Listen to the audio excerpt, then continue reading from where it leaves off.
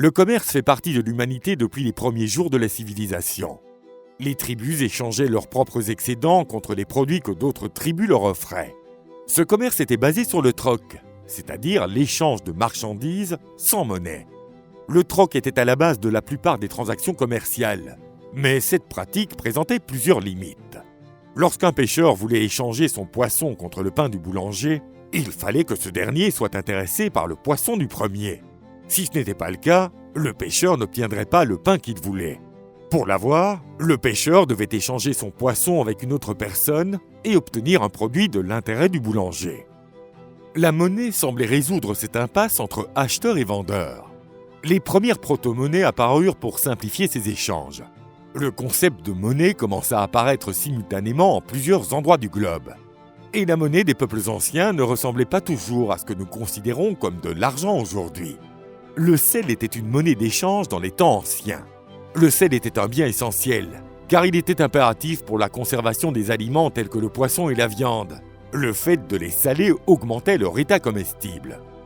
En raison de sa grande utilité, le sel devint une monnaie. À l'époque de l'Empire romain, les soldats de la Légion étaient payés avec du sel, d'où le nom de salaire.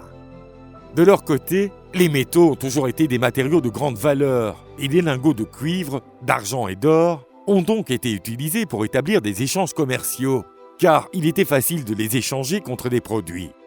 Les premières pièces de monnaie qui ressemblent à ce que nous connaissons aujourd'hui sont apparues au fil du temps. En raison de son caractère pratique, l'utilisation des pièces métalliques a commencé à se répandre dans le monde entier.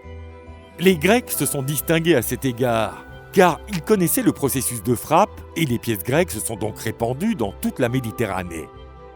Les pièces d'argent et d'or devinrent un moyen d'échange assez courant. Et, afin d'accroître la sécurité des transactions, les pièces se normalisèrent. Ses dimensions et son poids devaient respecter des normes préétablies. Pour garantir leur validité, les pièces de monnaie arboraient des timbres d'État.